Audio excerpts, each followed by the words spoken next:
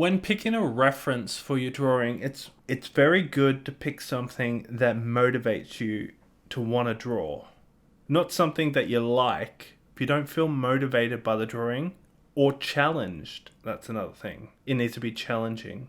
You're going to struggle getting through it. And I think most people overlook that. So I thought I'd talk about how I do my drawing process, how I go through it and set things up, my desk and all that sort of stuff. When it comes to starting a drawing, the first thing I do is I pick a reference. I take it into a program called Affinity Photo. I always edit it. I always play with the contrast, the saturation, the sharpness. I try and add something to the image and make it better from my perspective and remove any background information. So it's just white. That way my printer isn't using ink it doesn't need to. I print out my drawings using a Canon TS8260 photo printer.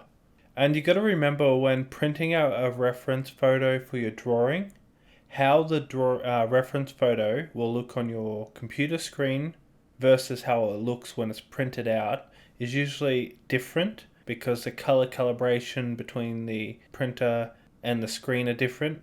So I have to sit there and try and adjust it. You can actually buy gizmos that allows you to calibrate your screen properly for the printer. I usually have it set to the highest settings for the best amount of detail and color information.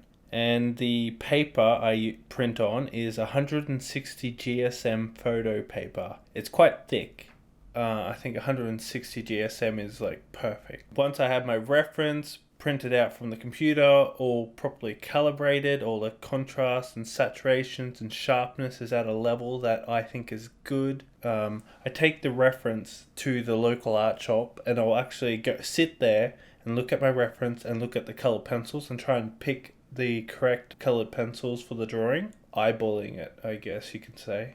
And when I'm in the art shop, I always buy 3 sharpeners, a black pencil and a white pencil. These are things that you'll definitely go through. You need sharpeners, especially if you're doing hyper-realistic drawings. You want to keep your pencils always sharp. And the black pencil is, well, you're going to be relying heavily on them for the dark values. And the white pencil I use to help with the blending. And an eraser. Just a side note, you can actually rub out colored pencils. Most people think that when you make a mistake with colored pencils you can't undo it, but you can. As long as you're gentle and you're layering the pencils nice and gently, you can actually lift it back off to a degree.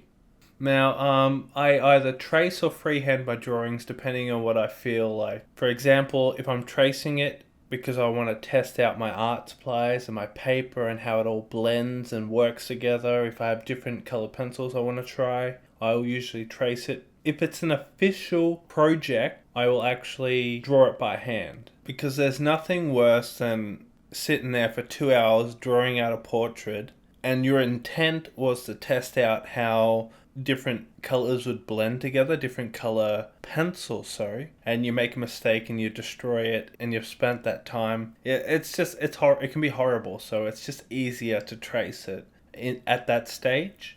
Okay, and for tracing, I use a Huion A3 LED light pad for tracing. Very good. It's huge, obviously, A3 size. Yeah, I would go for that if you're interested in tracing. And it's good for cartoonists as well.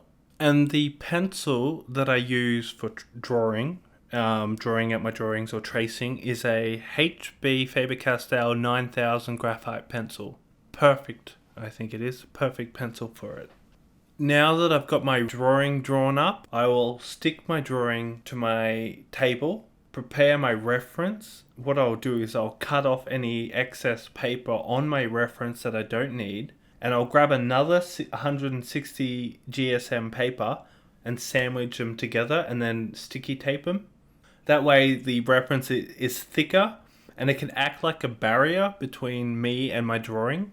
So you have 2 160 GSM papers sandwiched together and sticky taped on the corners. Sometimes my drawings, they take about 60 to 280 hours, and if you're sitting there, heat builds up and sweat builds up, so you need a barrier, and that's what the reference acts as. Okay, for the camera that I use, it's a Leguari HF R160. I borrowed that from a friend, and I used a 64 gig 90 megabyte class 10 memory card. And for the lights, I used Photography Studio Softbox. I'm not sure of the brand of it. I tried to find it, but they're just Photography Studio Softbox lights. If you Google that, you'll get some hits. And for the tripod, I use a Manforto, I think it's a Manforto, 2-section, single articulating arm. It's really good. Very, very good. Once I've got my drawing sticky taped to my desk, I've got my camera in position and locked, memory card in it plugged into the wall, my lights on. I will go through all my pencils as well as the ones that I brought. I usually start drawing on the left eye, so I'll pick pencils relating to that area and I'll stash them in the little shelf on my desk. That way I have easy access to them. And I've said this quite a few times, but just in case anyone's curious, I use Faber Castell Polychromos pencils, and the paper that I use is Stonehenge 250 GSM, and occasionally I'll use the Luminance pencils. Those are more expensive. They're wax based, but the reason I use them is because they're very soft and it allows you to achieve a really smooth finish that Faber Castell sometimes struggles to reach. And the sharpener I use is a Cretacolor Mega Sharpener, and I use a kneaded eraser, which is from the exact same company as the sharpener. And that's it. I start drawing and I keep drawing until the memory card is full, which is about 8.5, 9 hours worth of footage. I upload it to my computer, then I import it into Premiere Pro. I shorten it right down to 3.5 minutes, and then I render it out. And I keep doing that, and sometimes I get about 20 clips that are like 3 minutes long. I import all those clips back into Premiere Pro, and then I compress them all down again, and then I begin the color calibration because my camera isn't that great, so you have to go in and fix up the contrast and the saturation so it looks accurate. And then I finally scan in my drawing, and that's it. Yeah, those are things that they keep in mind. I use Affinity Photo. That's a really good program. It's free. Wait, was it free? No, actually, it wasn't free. Okay, bye.